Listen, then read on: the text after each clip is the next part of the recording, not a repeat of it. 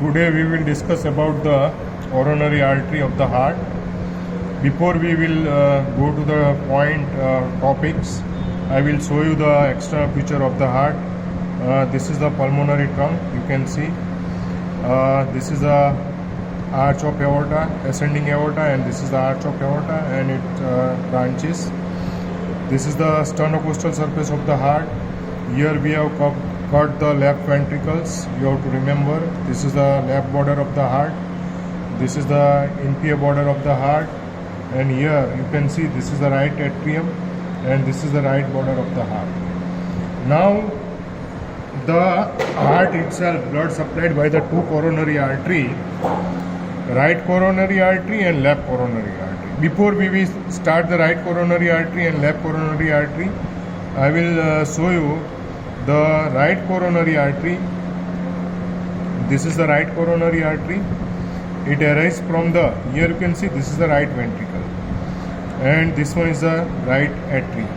So it arises from the aorta or aortic sinus just above to the upper part of the aortic valve. The aorta, it is dilated, it is called the aortic sinus. And here you can see this is the beginning of the probe which goes inside the right coronary. It is the anti-aortic cups or right aortic cups, where there is a beginning starting of the right coronary artery. Here you can see this is the hole inside the right coronary hole for the right coronary artery. So right coronary artery which start from the between the pulmonary trunk on the left side and right side by the right auricle, and in between it goes downwards, forwards, and between the right ventricle and right atrium, it is called the atrioventricular groove. Then it reaches to the inferior border of the heart. Then the right coronary artery which goes on the posterior surface between the base of the heart and inferior surface into the right atrioventricular groove. It is called the second part of the right coronary artery. The right coronary artery which is reached up to the crux of the heart. At the crux of the heart, it means the ventricle and atrium in between atrioventricular groove and between the interventricular groove. Between the right and left ventricle, it is called the interventricular groove. The meeting point of the atrioventricular groove and interventricular groove, it is called the crux of the heart. So the right coronary artery which is reach up to the crux of the heart, and beyond to the crux of the heart it reach up to the left side into the atrioventricular groove on the between the left ventricle and left atrium, and it is anastomosis with the circumflex branch of the left coronary artery. So this is the continuation of the circumflex branch of the left coronary artery. So both are anastomosis and it is terminated. It is the first anastomosis between the left coronary artery and right coronary artery. Second thing, this right coronary artery which goes inside the posterior interventricular groove on the diaphragmatic surface or inferior surface, and it is anastomosis with the left anterior interventricular branch, or it is called the LAD. This is the LAD, left anterior descending branch. It is the LAD, and it is the largest branch of the left coronary artery. It is the largest branch of the left coronary artery between the left ventricle and right ventricle. So it is the anterior interventricular branch of the left coronary artery, and this goes beyond to the just near to the right to the apex of the heart, and it is called the inside the incisura epicis cordis. What is incisura epicis cordis? Between the anterior surface between the left and right ventricle groove, it is the atrio-interventricular groove and posterior interventricular groove. The meeting point, it is called the incisura epicis cordis. So the left coronary artery reaches into the incisura epicis cordis, then it goes to the inferior surface or diaphragmatic surface between the interventricular part on the posterior surface, and it is anastomosis with the right coronary artery. So this is the second anastomosis between the right coronary artery and anterior interventricular branch of the left coronary artery. It anastomosis into the inferior surface of the interventricular groove. So it is the second anastomosis. Third anastomosis, which is formed by the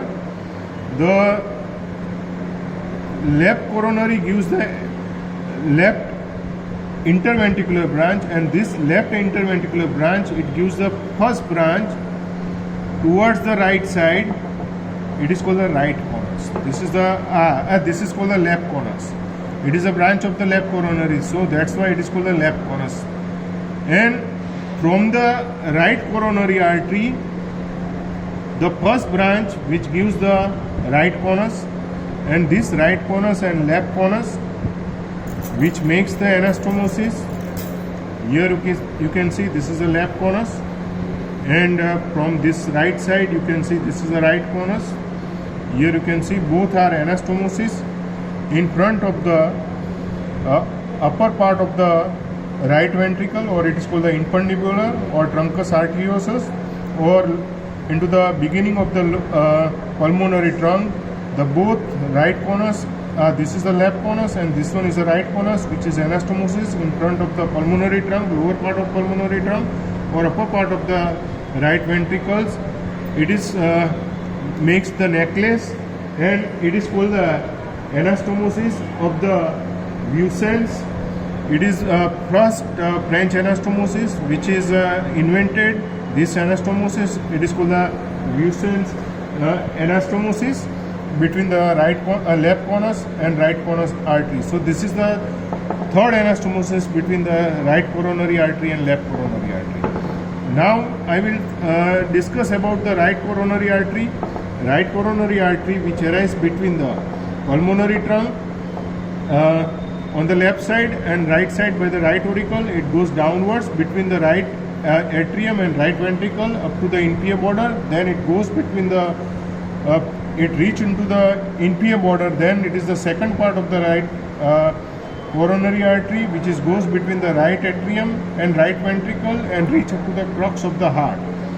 And it goes beyond to the crux of the heart, and it anastomosis with the circumflex branch of the left coronary artery, and it continues into the posterior interventricular groove, and it anastomosis with the anterior interventricular branch of the left coronary artery into the posterior interventricular groove. So now I will show you the branches of the right coronary artery. First, towards the left side. Towards the left side, first branch of the right coronary over the right ventricle, it is called the right conus. Towards the right side, this is the small branch, it is called the acenodal branches.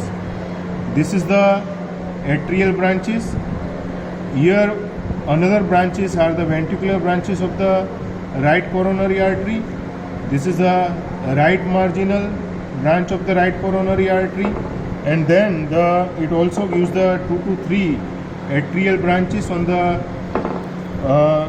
right atrium, and it is there is a small branches inside the right atrium. Then it goes into the posteriorly between the right atrium and right ventricle. Here it also gives the smaller branches like this. These are the ventricular branches, and also it gives the atrial branches. It supplies to the atria as well as ventricle, and it reaches up to the crux of the heart and beyond to the crux of the heart. On the left side, it anastomosis with the circumflex branch of the left coronary artery, and inside the posterior interventricular groove, it is anastomosis with the anterior interventricular branch of the left coronary artery into the posterior interventricular grooves, and it is the end of the right coronary artery. So normally right coronary, what is the dominance of the coronary artery? Dominant means whatever the artery which is major supply into the posterior interventricular groove, it is called the dominance. Here the right coronary artery which is more dominant than the left coronary artery. So there is, in 90% cases, the right coronary artery which is dominant. So you have to remember, dominant means posterior interventricular groove. Whatever the artery which is dominant, it is called the dominant artery. 90% cases, the right coronary artery which is dominant as compared to the left coronary artery. Another thing, you have to remember the right coronary artery which supplies to the right ventricle, except the area on the near to the anterior interventricular groove, this part which is supplied by the LAD or left interventricular artery of the left coronary artery. So except this area near to the left ventricle anterior part of the right ventricle which is supplied by the LAD, remaining part of the right ventricle, right atrium, and also posterior interventricular groove which is supplied by the posterior right coronary artery, as well as interventricular septum. It is deep, the posterior 1/3 part of the interventricular septum which is supplied by the right coronary artery, and most of the conducting system of the heart which is supplied by the right coronary artery, except left bundle branch which is supplied by the left coronary artery. Now we will discuss about the left coronary artery, which is arise from the left aortic cups. Either you can left aortic cups, either you can say left posterior aortic cups, and this is the posterior aortic cups which is called the non-aortic cups. And here this is the origin of the left coronary artery, and here there is the origin of the right coronary artery. Here you can see this is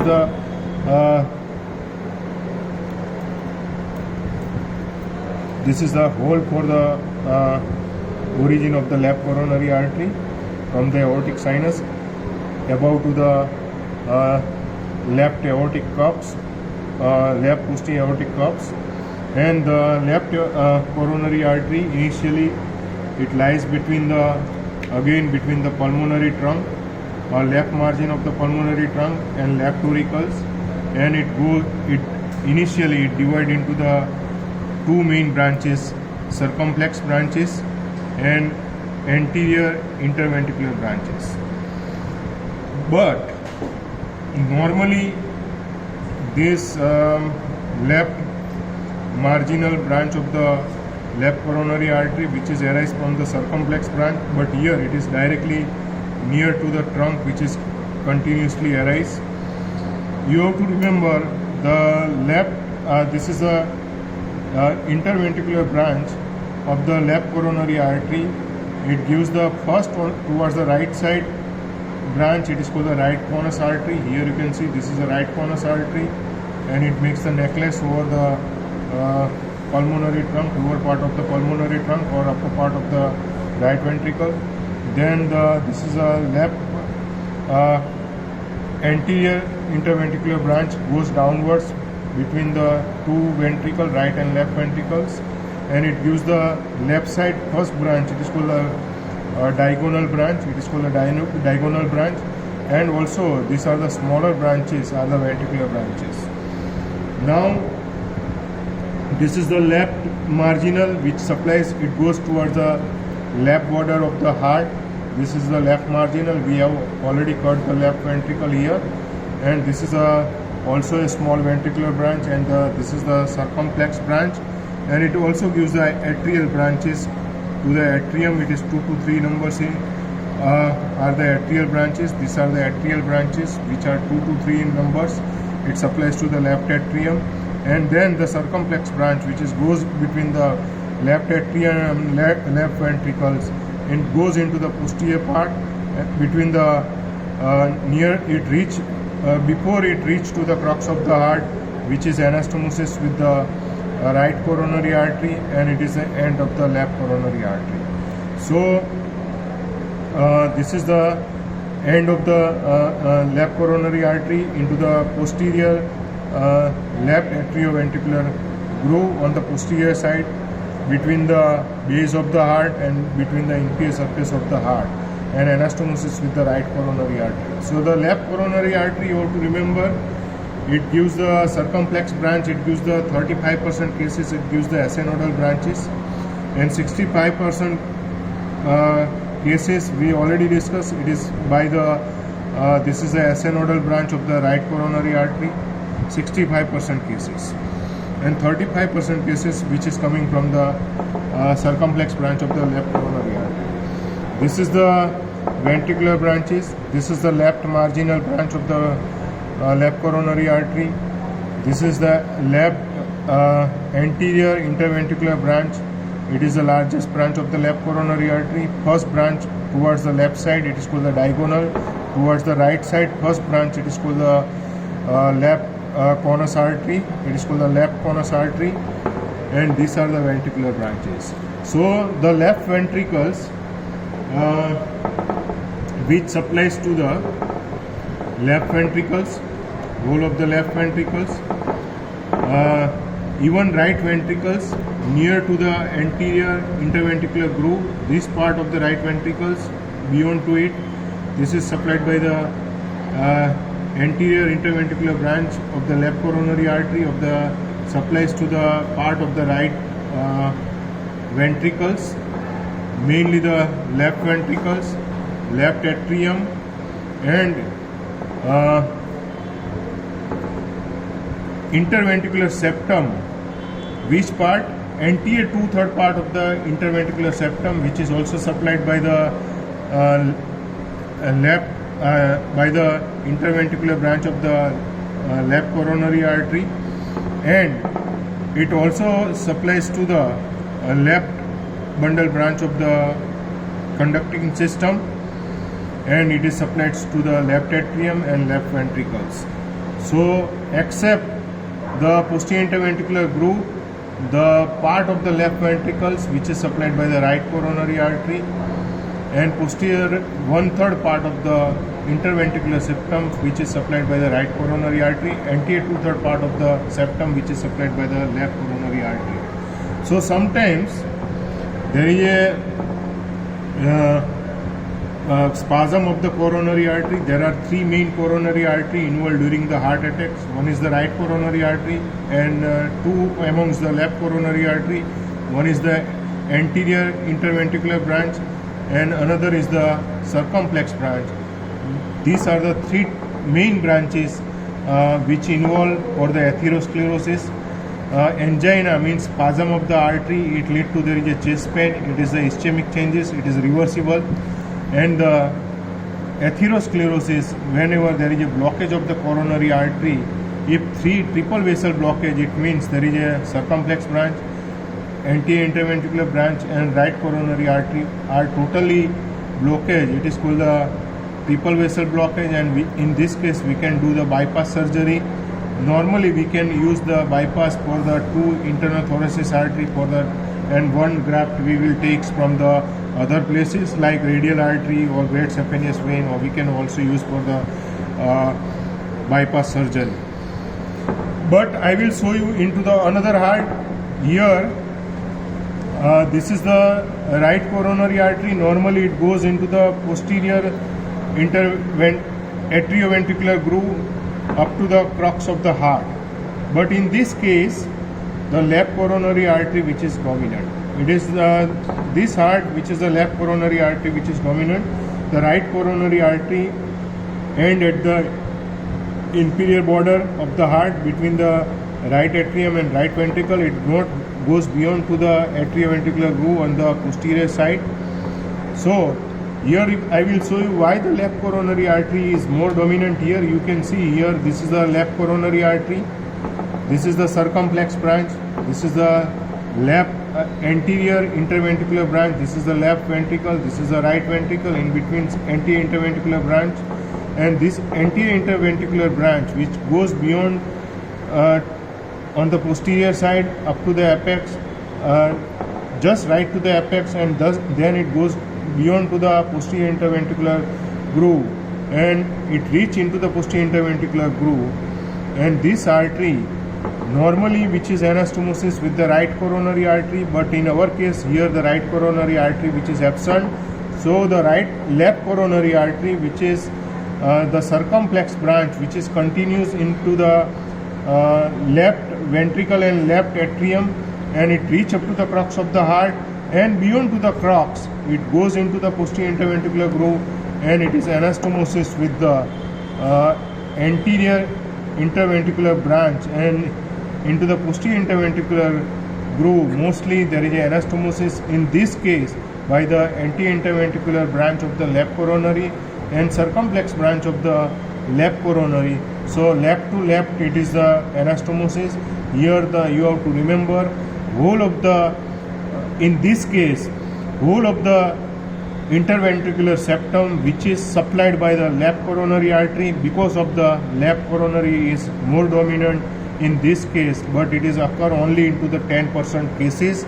90% of the cases right coronary artery which is more dominant than the left coronary artery, you have to remember.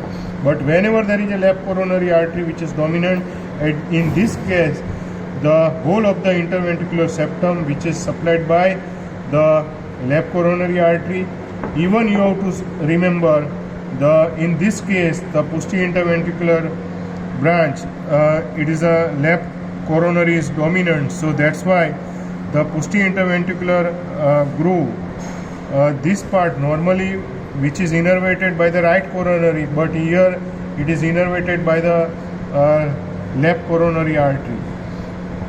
So posterior interventricular groove, the part of the left ventricle normally it is supplied by the right coronary artery, but inside this case it is also supplied by the left coronary artery, and also anterior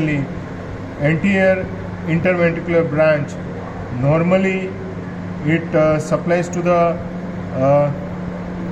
part of the right ventricle near to the interventricular branch, this part of the right ventricle which is supplied by the anterior interventricular branch of the left coronary artery. So this is about to the coronary artery of the heart. I think so you liked my videos, and I will show you here the branches of the right coronary artery. Here you can see this is the first branch, it is called the branches of the right coronary. It is a right conus artery. This is the atrial branches. This is also atrial acinosodal branches. This is the acinosodal branches. This one is the ventricular branches. This is a marginal branches, and this is the end of the right coronary artery. This is the atrial branches, and this is the atrioventricular branches of the right coronary artery, and this is the right marginal branch of the right coronary artery. The left coronary artery, it gives this is a left conus artery. Here it is called the left anterior interventricular branch. This is the diagonal branch. This is the ventricular branch. This is the left marginal branches, and this is the left circumflex branch. It gives the atrial branches. Here also it gives the ventricular branches on the posterior aspect. Here it is the atrial branches and ventricular branches. Here you can see this is the ventricular branches, and it anastomosis with the normally with the right coronary artery, but in this case it is the anastomosis between the left to left coronary artery, and also anterior interventricular branch of the left coronary, which is anastomosis with the circumflex branch of the left coronary in this case only. So this is about to the coronary artery.